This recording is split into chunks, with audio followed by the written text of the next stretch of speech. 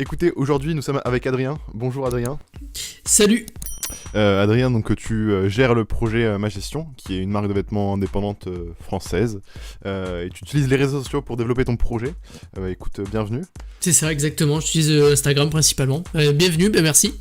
Merci. Du coup, aujourd'hui, j'aimerais bien voir avec toi comment tu as fait évoluer ton projet, du début jusqu'à maintenant, parce que maintenant, tu m'as montré, tu brodes toi-même les vêtements, tu les imprimes, tu envoies tout. Voilà comment tu l'as fait connaître, comment ça a grossi, puis voir un peu tout ça, discuter, échanger, voilà. Ok, bah écoute, Ma Gestion, ça a démarré le 17 avril 2017 pour être exact. Il y a un peu plus de bientôt 3 ans. Bientôt 3 ans, ça va très vite. Au départ, ça a été très compliqué à se lancer. Je pense que tu es également témoin de ça. C'est très, très compliqué à démarrer une marque. Au début, on a même tendance à oublier qu'on a une marque de vêtements tellement que c'est lent, il n'y a rien qui se passe. Pas trop d'action. Donc j'ai dû apprendre par moi-même pas mal de théories, de choses sur internet afin de développer un peu tout ça. Et donc ma source principale de trafic c'est Instagram et c'est là-dessus où je me suis principalement fixé afin de développer la marque. Et donc ça fait 3 ans, on est également maintenant à plus de 50 000 abonnés sur le profil Instagram. Et donc voilà, tout fonctionne à partir de Instagram. Je me focalise beaucoup là-dessus. Ouais, carrément. Mais t'as raison. Moi, j'ai eu le même problème au début avec mon projet, je pense, de toute façon, comme tu le disais, comme pas mal de gens. Et du coup, j'ai lancé YouTube un peu pour ça, c'était pour développer le réseau et les réseaux. Et je pense c'est pas mal ce que tu fais avec Instagram. Et donc notamment, quelle a été un peu ta stratégie avec Instagram? Comment tu as fait en sorte que les gens te découvrent? Parce que t'as beau avoir un compte Instagram, mais les gens vont pas forcément aller le voir, vont pas forcément aller être au courant que tu es là en fait. C'est sûr. Bah écoute, j'ai eu pas mal de chance parce que il y a 1 an environ, les bots Instagram c'était le truc à utiliser. Et maintenant, c'est un peu foutu, ça a été bien bloqué. Et du coup, j'ai utilisé le bot Instagram en novembre 2018. D'accord. J'ai démarré à peu près dans août 2018, pardon. Et ça a plutôt très très bien marché dès le départ, le follow and follow tout simplement. Donc j'avais activé le follow and follow, le like, les commentaires automatiques, les messages privés. J'avais activé à peu près tout ce qu'on pouvait activer, tu vois, en termes d'automatisation Instagram. Ouais. Et c'est comme ça que j'ai pu monter clairement j'avais 300 abonnés. Et en l'espace de 2 mois, je suis monté presque à 10 000 abonnés rapidement. D'accord. C'était en été 2018. Donc c'est là que ça a bien cartonné. Et donc voilà, j'ai atteint 10-12 000 abonnés là-dessus. Pas trop de ventes, très peu de ventes. Voilà.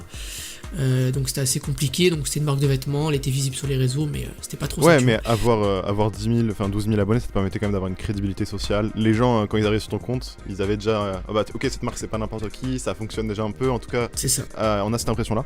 Et du coup, en parallèle d'utiliser le bot Instagram, tu postais du contenu, tu sortais des vêtements, qu'est-ce que tu faisais C'est ça, alors en fait, en termes de collection, c'est assez simple, il n'y a pas beaucoup de choix. J'essaye de me focaliser vraiment sur les produits que je connais et que je maîtrise. J'aime pas sortir non plus de grosses variétés. Je pense que même toi tu me l'as dit dès que t'as vu la marque, tu t'es dit quand même ça fait 3 ans, t'as rien sorti. Et oui c'est vrai, je sors pas grand chose. Déjà j'ai toujours la peur aussi que ça ne va pas plaire. Voilà. Et après ouais, j'essaie de maîtriser ce que je sais, donc du coup je vends vraiment très peu de choses. Et du coup oui, 10 000 abonnés, ça fait une certaine crédibilité, je suis d'accord avec toi. Donc je faisais quand même quelques ventes assez... ouais j'en faisais régulièrement, mais pas de là à ce que... voilà quoi, c'était pas ouf. Hein.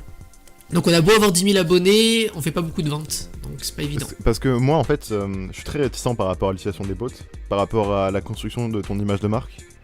En fait, ça fait c'est mon point de vue à moi, mais c'est que ça fait assez cheap, genre de voir qu'une marque va interagir avec toi, alors que moi je connais un peu tout ça, donc je vais me dire tout de suite c'est faux, tu vois. Après peut-être qu'un utilisateur lambda va pas faire la différence, va juste se dire ah bah tiens c'est cool. Mais du coup je suis assez réticent à ça, et c'est peut-être aussi ce qui explique qu'au début c'est pas appris dès le début. Je saurais pas l'expliquer, mais ça ouais. Non, en tout cas, c'est intéressant de voir. après... Parce que pour moi c'était mort depuis longtemps les bots. Hein. Et chacun son chemin, je pense clairement. Ouais, comment? L'année dernière? Si tu me dis qu'encore ça fonctionnait encore récemment, ça m'étonne, mais c'est carrément cool. Parce que pour moi, j'ai fait du follow and follow il y a 3-4 ans, tu vois. Ça fonctionnait hyper bien, il y avait un taux de retour de fou. Bien je le sûr. faisais manuellement pour te dire, hein. J'étais pas avec des bots. Et étonné de voir que ça fonctionnait encore, donc c'est génial pour le coup. Bon, non, ça fait quand même un bon 6 mois hein, que c'est fini, Instagram, on banni tout ça, c'est terminé. Mais ça a pu m'aider, moi, clairement, pour développer à l'époque. Après, beaucoup de gens, oui, on va dire clairement, je pense qu'il y a à peu près, même pas 5-10% de gens qui se rendaient compte que c'était un bot. Le reste du temps, les gens étaient plutôt contents, en fait, qu'une marque de vêtements les suive. Donc, c'était cool. Ouais, non, vraiment, beaucoup de messages en retour qui disaient « Ah, merci, tout, c'est gentil de m'avoir follow et tout ». Donc non, en fait, ça marchait vachement bien. Non, je suis plutôt content. Mais je suis d'accord avec toi, en termes d'image de marque, c'était pas évident à construire au début. Et du coup, après, sans le bot, j'ai quand même pu reconstruire assez proprement. Donc, je pense m'être bien débrouillé de ce côté. Mais je suis d'accord avec toi, c'est vrai que l'utilisation du bot, c'est pas la meilleure solution. Mais ça aide pas mal.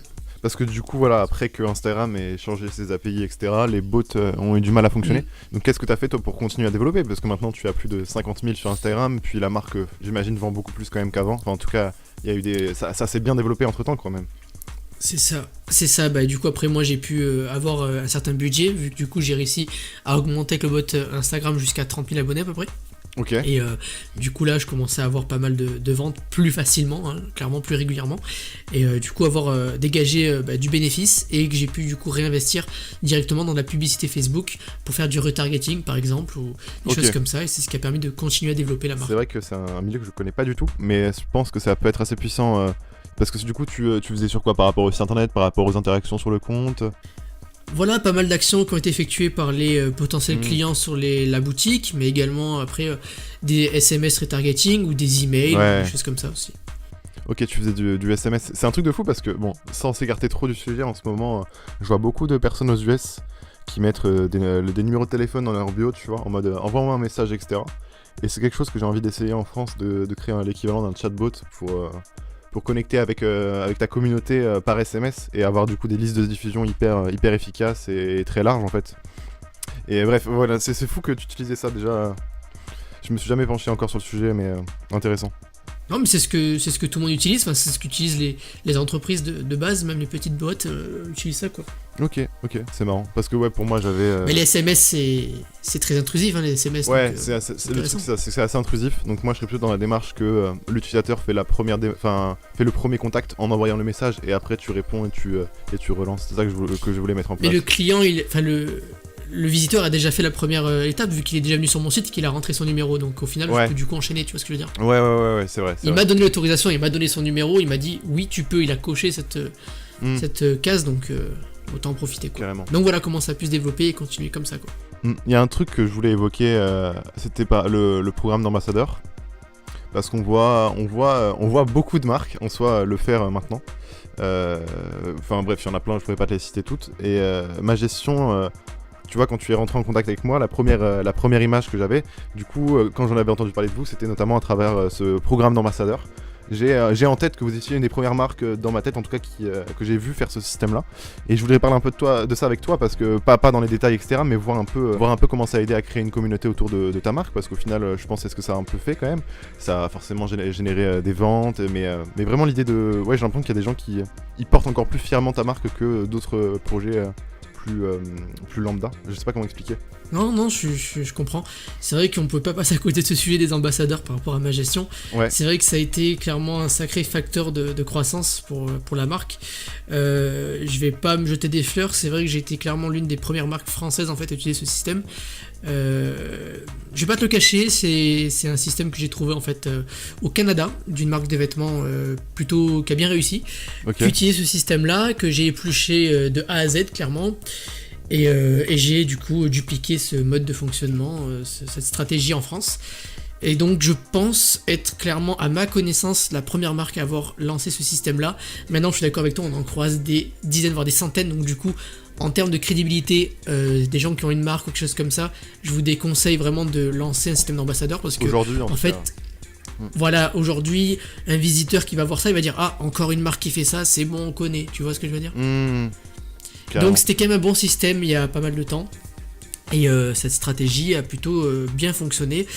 Du coup, les gens postulaient afin de devenir ambassadeur, donc de représenter la marque, en l'occurrence ma gestion, avaient droit à une remise pour le coup 50% de réduction sur toute la boutique, assez intéressant. Et du coup ça leur permettait clairement de posséder des vêtements à moindre prix, de pouvoir les partager, de les tester, de me donner leur retour, parce que du coup c'est quand même en fait été les premiers acheteurs, mes premiers clients en fin de compte. Et c'est grâce à eux que j'ai pu tester la qualité des produits et voir ce qui se passait au niveau de temps de lavage, ainsi de suite. J'ai eu pas mal de retours de gens ambassadeurs qui prenaient vraiment leur rôle à cœur. Et c'est ce qui a fait qu'en fait j'ai continué, parce que j'ai vraiment adoré ça. J'ai vraiment eu beaucoup de retours, tu vois, de gens qui me disaient ouais je suis content et tout d'avoir été sélectionné, tout ça, et qui m'ont envoyé plein de retours en fait, sur le t-shirt. Ils me disent oui ben ça, il y a eu un petit souci, ou voilà. Donc j'ai pu corriger énormément de problèmes, parce que j'utilisais une entreprise à l'époque, je suis passé par du print on demand. Ouais, faut qu'on en parle de ça aussi. Voilà. On en parlera. Du coup voilà, j'ai pu corriger pas mal de choses, des trucs que je savais pas du tout parce que je faisais pas assez de commandes, donc je le voyais pas. Et donc voilà, oui, mais clairement, donc le bot Instagram, puis ensuite cette stratégie d'ambassadeur, et voilà où on est ma gestion actuellement, quoi. Mais c'est super intéressant ce que tu dis par rapport au retour des clients, parce que un truc que je retrouve dans mon projet, c'est que je fais des produits, je les imprime moi-même, déjà en sérigraphie, etc. J'ai confiance quand même par rapport à ce que je produis, mais j'ai pas toujours ce retour client. J'aimerais avoir plus de retour client sur ce que je fais. Je pense qu'il est possible qu'il y ait des gens qui ont eu des galères avec mes produits, ça m'étonnerait pas, mais qui ne m'aient jamais contacté parce que par peur qu'ils aient pas de réponse ou quoi que ce soit. Et c'est vrai que j'ai moins cet esprit de communauté derrière mon projet. Il y a du monde qui suit, qui achète, mais pas qui va échanger, interagir avec moi. Et c'est vrai que du coup le programme ambassadeur c'est assez puissant pour ça. Tu peux comprendre, tu peux savoir quel produit peut intéresser à l'avenir. Tu peux vraiment, c'est assez intéressant, c'est vrai. Je fais régulièrement des groupes WhatsApp, tu vois, de temps à autre, avec des ambassadeurs que je sélectionne. Et du coup, je parle avec eux, j'en sélectionne une dizaine. Et je parle avec eux, du coup, et on parle un petit peu de ce qu'ils aimeraient avoir, des suggestions, des trucs qu'ils pourraient apporter. Donc, j'essaie vraiment de voir vraiment leurs idées, en fait, tu vois, sur le projet. Parce qu'en fin de compte, il n'y a pas que moi, c'est ça. Au final, sur la marque, c'est grâce à eux. Donc, et puis, t'as raison, avoir le retour, c'est très important. Au-delà de la dimension marketing, de ce que ça va t'apporter au niveau des ventes qu'ils représentent, ça crée vraiment un noyau de... Le projet va vraiment être porté par plein de gens, et ça, c'est assez intéressant. Tu avances plus tout seul, effectivement, t'as plein de gens qui vont te donner des retours, et ça, c'est vraiment intéressant. En tout cas, l'utiliser comme ça, parce que je pense qu'il y a plein de gens plein de projets qui utilisent un système d'ambassadeur, mais qui n'utilisent pas autant de cette manière de prendre du retour, etc. C'est vrai, c'est dommage parce que c'est quand même super important le retour client. Pour n'importe quelle entreprise, c'est pas la première vente qui fait du bénéfice pour une entreprise. On parle de bénéfice parce que clairement c'est quand même une entreprise, tu vois, ma gestion. Bien sûr. Donc il faut quand même qu'il y ait de l'argent derrière pour que je puisse réinvestir. Évidemment. Et on est d'accord que c'est pas la première vente qui rapporte, mais c'est la deuxième voire troisième vente de ce même client. Donc il faut que dès la première vente, il soit conquis par le produit et qu'il puisse racheter. Donc la satisfaction client, c'est primordial, tu vois.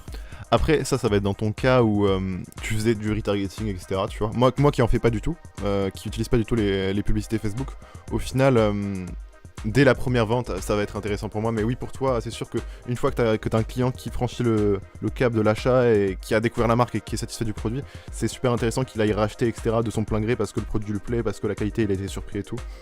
Enfin, c'est sûr, ouais.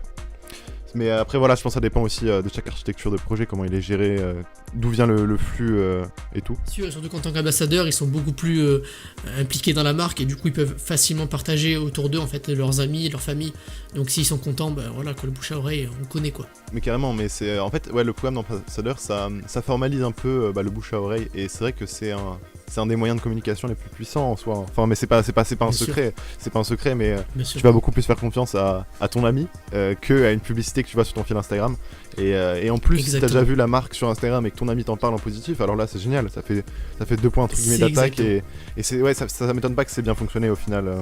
C'est cool. C'est ça, mais c'est comme les publicités un petit peu, t'as jamais vu, moi j'ai déjà fait gaffe un petit peu, j'aurais pas trop à la télé, mais une fois je suis tombé sur un truc où tu vois une publicité super longue en début, tu sais par exemple tu regardes un film et il y a une pause pub. T'as une première pub super longue, de 30 à 40 secondes, qui raconte une histoire autour d'un personnage. Ensuite t'as d'autres pubs qui passent, et à la fin, la dernière pub, il y a la même pub de cette même marque qui passe, mais au lieu de durer 30 secondes, elle en dure que 5 ou 10. Ouais. Et du coup dans le cerveau il fait waouh, mais j'ai déjà vu ça. Et ça va rester dans le cerveau, et c'est juste incroyable. J'ai déjà eu plusieurs fois ce sentiment, et ouais, c'est magique. Et c'est vrai, magique. C'est vrai. C'est assez fort, mais de toute façon, je pense qu'il y a une règle que j'ai entendue plusieurs fois, c'est que pour que quelqu'un achète ton produit, il faut qu'il ait vu 7 fois, tu vois. Je sais pas ce qu'il en est dans la réalité, mais c'est pas quelque chose que je trouve de déconnant, c'est-à-dire que t'achèteras jamais sur un premier coup, mais si tu vois par exemple ici, au final, si t'es convaincu par le produit, tu vas finir par l'acheter. C'est ça, c'est la Et psychologie. ouais, le problème c'est ça, et c'est super intéressant en tout cas de voir tout ça. Bien sûr. Et du coup, ouais, je voulais revenir par rapport à ta transition du print on demand jusqu'à aujourd'hui où tu confectionnes quasiment les produits toi-même, tu achètes des bases vierges que tu transformes, etc. C'est du coup, c'est par rapport du coup au retour client que t'as pris la décision d'arrêter ce système un peu. C'est ça, alors on va pas cracher sur l'eau qu'on a bu, on est d'accord. Je passais par l'entreprise de POD, ça se passait correctement. Après, on sait tous, le POD a ses inconvénients et ses avantages. Le premier avantage, c'est qu'on n'a pas de stock à gérer, pas trop d'argent à investir, donc ça c'est facile, et surtout on n'a rien à faire à part le côté marketing et les services clients gérés. Le problème du POD, c'est des livraisons qui sont clairement pas très intéressants, surtout si on veut que le client y rachète. Les livraisons, c'est le critère à vraiment surveiller là-dessus, c'est super important, surtout quand un client, vous arrivez à lui dire qu'il va être livré dans 5 jours et qu'au final il le reçoit au bout de 2 jours, le client va juste être heureux. Donc ça c'était super important. C'est sûr. Super important, donc le POD, j'ai utilisé ça pendant 1 an et demi. En termes de coût de revient, c'était assez cher parce que du coup on produit à l'unité en fin de compte à la commande, donc c'est des coûts engendrés.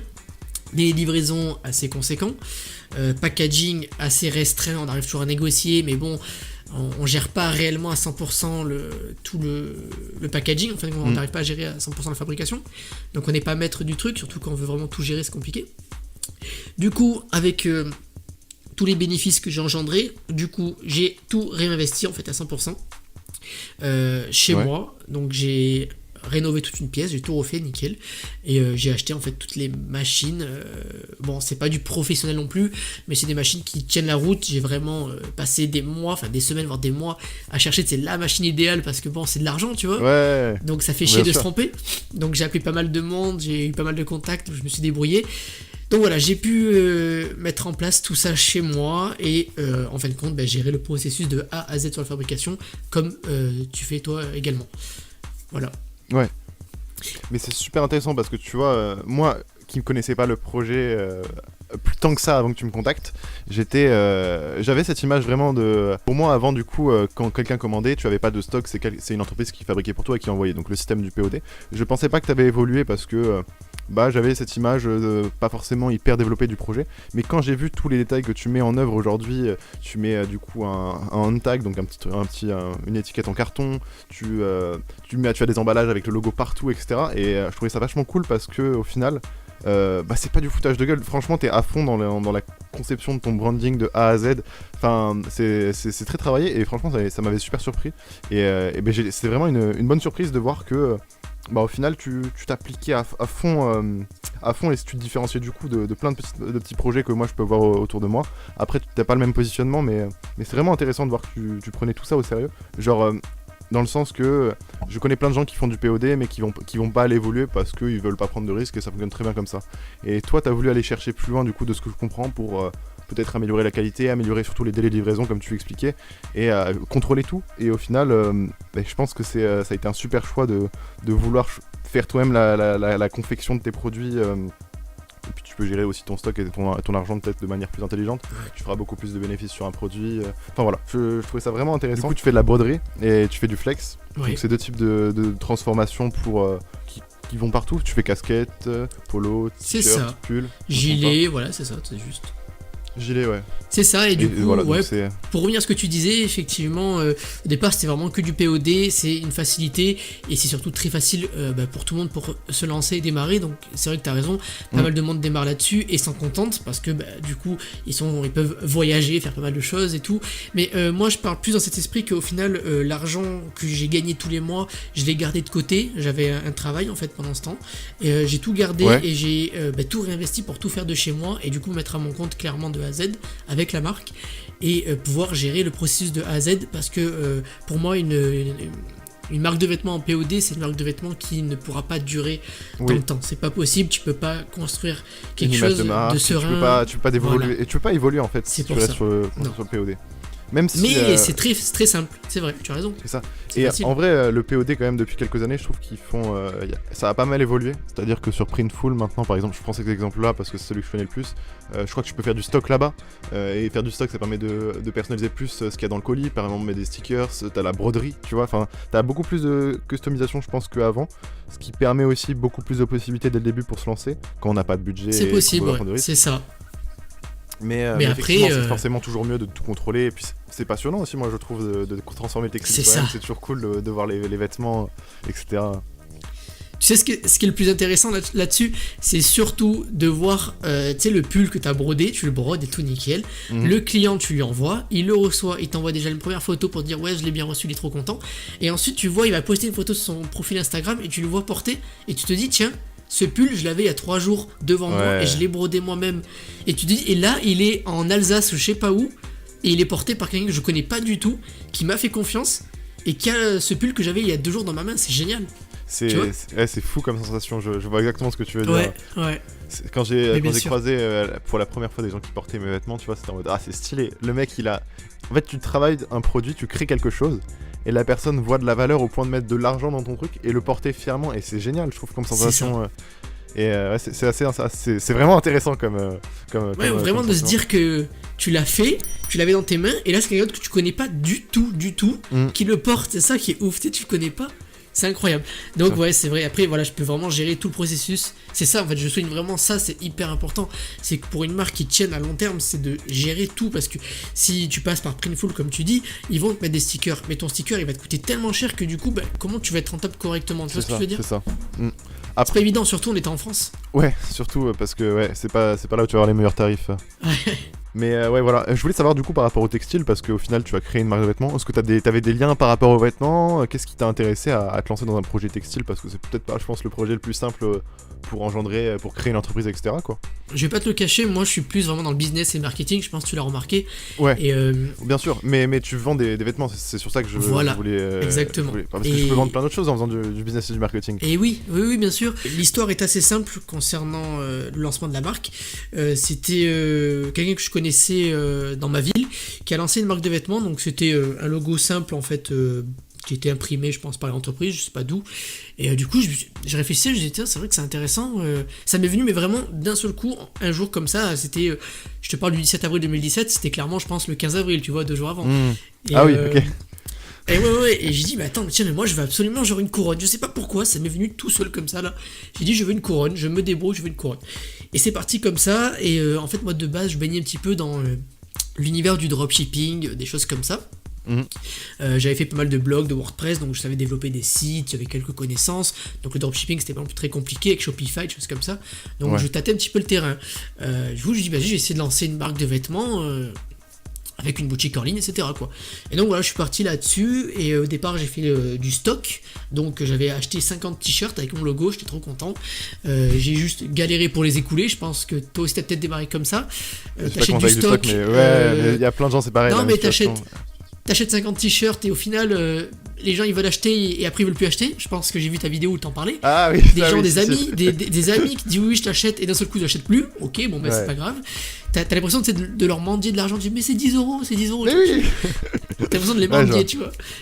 Donc ça m'avait un peu énervé. J'avais lâché l'affaire. J'avais carrément oublié que j'avais une marque de vêtements tellement que c'était calme. Ouais. Et après voilà, du coup je me suis un peu remis là-dessus. J'ai découvert qu'on pouvait faire de l'impression à la demande, du POD. Avec Shopify et c'est de là que tout est parti quoi. Du coup je me suis dit j'ai relancé quoi. Donc c'est quand même fou de se dire que en vrai ça fait très banal comme phrase, enfin très banal et très niais comme phrase, mais grâce à la technologie tu peux lancer une marque de vêtements en quelques jours sans prendre de risques, vendre des vêtements partout dans le monde avec une livraison qui est pas la plus rapide mais qui est assez correcte au final, parce que du POD en 15 jours le mec il reçoit son t-shirt, je pense. Et enfin en prenant du recul, c'est quand même assez fou. Et au final, t'as réussi à construire un projet qui est quand même vachement intéressant et sur tout ce que t'as fait. Enfin, je trouve ça fou au final, surtout que voilà, on a vraiment plein d'outils sans avoir besoin. Je pense pas que t'aies fait d'études particulièrement. Enfin, qu'est-ce que tu as fait comme études Du tout. Alors pour pour être honnête, j'ai fait un BTS métier de l'eau, tu vois, rien à voir. Mais je sais pas ce que t'en penses. Moi, je pense qu'on est vachement bien loti en 2020. On est jeune. Moi, je pense qu'on est au bon endroit. Tu vois ce que je veux dire en termes de technologie? Ah, On est vraiment au bon endroit où on peut vraiment tout faire. On en parlait, t'as rappelé qu'on parlait des mock-ups. Tu vois, ça, par exemple, c'est juste incroyable. Bien sûr, voilà. t'as pas besoin d'avoir ton incroyable. produit fini et tu peux déjà commencer à le vendre parce que tu peux faire des Voir ce que photos ça donne sur... et tout. Exactement. C'est ça. Et C'est je, génial. je trouve ça fou qu'on ait autant d'outils, il faut juste bouger un peu et tu peux construire des projets avec un peu de détermination, de patience, etc. Et aussi, bon après ça va être du travail forcément, hein, mais des longues heures passées devant l'ordinateur, mais je trouve ça vraiment passionnant parce qu'au final t'as quand même, je pense, vendu beaucoup de produits sans avoir de formation spécialement dans le textile, ni dans tout ce qui est communication, marketing. T'as appris tout seul ou en tout cas en te formant toi-même sur internet et tu peux construire des vrais trucs quoi, c'est fou. Ouais, c'est ça, tout est possible, hein, je te l'avais dit, hein, moi en termes de mode ou n'importe quoi, je suis pas du tout là-dedans, moi je connais rien, donc c'est pas évident, hein, c'est pas évident. Quand je traite avec des fournisseurs ou quoi, c'est très compliqué, parce que en termes de mots, de vocabulaire, je suis assez vide là-dessus, tu vois. Donc ouais, je suis pas du tout dans ce milieu de la mode, voilà, pour répondre à ta question, clairement quoi. Voilà. Ouais, non mais voilà, comme quoi tout le monde peut lancer un projet en soi, il suffit surtout qu'au final, sans attaquer ton projet, hein, niveau graphique, reste assez simple, tu vois, t'as pas fait de design révolutionnaire, tu confectionnes pas des vêtements de A à Z, ça reste entre guillemets une impression non, parce où que... tu transformes juste des produits qui existent, mais parce que t'en as pas besoin spécialement forcément aussi. Hein. Ouais, déjà j'en ai pas besoin, et puis au final, vu que moi je suis plus dans le marketing, j'ai étudié du coup mes concurrents, c'est ça, et pas c'est là où des ton projet va concurrents. être différent. C'est ça, et j'ai clairement remarqué que Nike ou Adidas ou Ralph Lauren ou n'importe quoi, c'est des marques que tout le monde connaît. Alors, quand t'achètes du Nike, t'achètes ça, genre, tu sais, 80€ une paire de Nike ou n'importe quoi, tu vas dire, oui, mais c'est du Nike, oui, mais c'est du Nike, et alors, c'est quoi le rapport? Du coup, là, t'as compris l'intérêt d'avoir une image de marque, de construire un projet et de vendre des produits. Mais c'est ça. Donc mon logo il est simple, je suis d'accord, mais quand tu compares Nike ou Lacoste ou n'importe quoi, c'est simple. Tout est simple. Il n'y a pas besoin de chercher un design super compliqué pour lancer. C'est ça que je veux dire. Hein. Voilà, c'était pas une attaque. Hein, c'est vraiment que même si t'as pas de compétences graphiques, si tu réfléchis un peu à comment positionner ton projet, à qui tu t'adresses, comment tu vas vendre, etc. C'est des questions que je me suis posées déjà dès le début. Hein. Moi, quand j'ai lancé mon projet, c'est ok. Maintenant, il va falloir que les gens aient envie d'acheter sans voir un produit très développé parce que j'ai pas de compétences non plus dans ce milieu-là. Donc voilà, j'ai essayé de créer un peu une ligne de communication sur Instagram et puis voilà, tester différents trucs et au final on peut se débrouiller concrètement en faisant ça quoi. Exactement. Comme quoi l'image de marque joue tout en fait. Si tu sais vendre, tu peux vendre quasiment n'importe quoi, hein. Surtout en parlant des vêtements, t'auras beau vendre le t-shirt le plus simple du monde, si tu pourras le vendre au prix que tu veux, si tu organises bien comment tu le vends, comment tu le positionnes, avec qui tu vas l'afficher, etc. quoi. Bah tiens, par rapport à ça, j'en parlais ce matin à un ami. En fin de compte, c'est quand tu fais une publicité, je sais pas si t'as déjà remarqué, mais par exemple une publicité, chaque fois je reviens à Nike, tout ça, parce que c'est quand même des grosses marques, mais quand tu vois par exemple une publicité de Nike à la télé, en fait ils vendent pas un produit, ils vendent la marque. Donc dans une publicité de Nike, qu'est-ce que tu vois? Tu vois quelqu'un qui se surpasse, qui court, qui fait du sport. Tu vois son évolution. Et c'est ça qu'on doit vendre. C'est pas un produit qu'on vend quand tu fais une marque de vêtements notamment. Tu vends une vision, après autre chose, bien sûr. Exactement. Quelque chose qui fait rêver les gens. Enfin, tu leur fais vendre. Enfin, c'est exactement ça. Et au final, ça va être bénéfique sur tous leurs produits parce que leurs produits possèdent le logo qui rappelle du coup à l'image de marque, à la vision. Et c'est ce que je fais moi du coup avec For Vacation, c'est cette vision d'aller plus loin, d'aller créer des trucs recherchés. Enfin bref, on parle pas de moi aujourd'hui, mais c'est vendre une vision et que tu vas du coup développer aussi au fur et à mesure du temps. Mais voilà, comme quoi, c'est ça. C'est vends ton nom en fait plus que tes produits. Mais oui, mais c'est exactement ça. L'erreur qu'a fait GoPro, j'ai vu une étude de cas là-dessus. GoPro, ils ont vendu en fait le produit et non la marque. Et du coup, maintenant, autant te dire que leurs résultats financiers sont pas ouf, tu vois. Parce qu'ils ont trop longtemps... Ah oui. Et je t'assure que c'est vrai, en fait ils ont vraiment trop vendu leurs produits, la caméra d'action machin. Le problème c'est qu'ils n'ont pas fait assez de publicité sur leur marque et plus sur le produit. Et ce produit c'est une caméra action, donc c'est un produit générique que maintenant n'importe quelle entreprise chinoise peut reproduire à bas prix. Et du coup maintenant ils sont concurrencés mais par beaucoup de monde et c'est ça le problème. Donc il faut vraiment travailler sa marque en fait. C'est ça, parce que eux ils ont un produit qui au final au bout de 2-3 années tu vas les voir pas comme des copies, mais tu vas aller voir des marques qui se positionnaient sur le même marché puisqu'ils étaient plus le seul à résoudre du coup le problème qu'il y avait dans ce marché entre guillemets. Et ils vendaient plus autant, j'imagine, qu'avant. C'est ça Oui. ouais. Alors que Nike par exemple ils vendent des chaussures ou des vêtements, mais tout le monde vend ça au final. Mais qu'est-ce qu'on va acheter chez Nike? C'est l'image de marque, effectivement. Ouais, c'est ça, c'est ça. Et ok. C'est ça. L'objectif, c'est que voilà, ton client, il met ton t-shirt, il met ton sweat à capuche, ben, quand il le met, ton hoodie, c'est vraiment... il va ressentir cette sensation-là, c'est cette valeur, il va dire tiens, je le mets parce que je l'ai acheté pour ça, tu vois, c'est pas je le mets, ok, oui, moi je pense qu'en termes de design et de beauté, c'est plus un 20% dans le passage à l'action de l'achat. Le design, c'est pas ce qui compte réellement en fait pour un client, c'est vraiment se dire ok, je vais l'acheter parce que quand je vais le porter, je veux que les gens ils pensent ça sur moi, tu vois, c'est ça le truc. Exactement. Quand tu vois un mec porter du Nike, tu dis tiens, c'est un sportif, il va courir, il y a des ça chaussures pour toi c'est combien courir. L'image de marque, de 50%? Ça représente quoi dans l'image de marque c'est le reste, hein, c'est les 80%. Tout le reste 80%. Désolé, mais l'image c'est ultra important, c'est le truc. Le design derrière c'est vraiment facultatif, c'est pas le truc important. Je suis sûr franchement on devrait tester de lancer une marque ou un produit avec un logo dégueulasse, un truc dégueulasse, et si tu crées une bonne valeur derrière, tu travailles à fond ton branding, tu peux vraiment avoir un truc de fou. Je suis sûr. Non, c'est pas probable. Les gens sont... On est en 2020, tu sais, les gens maintenant ils ont un pouvoir d'achat assez correct, bon... pas tout le monde gagne des 100 et des 1000, je suis d'accord avec toi. Les gens maintenant sont capables d'acheter assez facilement. On regarde des paires de chaussures qui sont vendues à 130, 140, voire 180 euros. Elles sont pas non plus. Elles coûtent pas cher à la production, t'es d'accord avec moi? Bien sûr. C'est pas le produit que t'achètes, c'est pas la qualité est correcte, mais c'est ce qu'on te vend autour. C'est pas ça que t'achètes. Voilà, bah c'est ça. Donc tout est possible, je pense. Ouais, et puis en fait, on le voit aussi parce que, comme tu dis, t'as pas sorti tant de nouveaux produits sur. En fait, une marque classique va sortir des collections enfin 2 collections par an, on va dire, par exemple. Et au final, toi, tu as sorti... j'avais l'historique là devant mes yeux il y a quelques temps, mais pas tant de produits que ça en 3 ans. Et ça n'a pas freiné tant que ça, puisque tu te concentrais sur comment vendre le produit.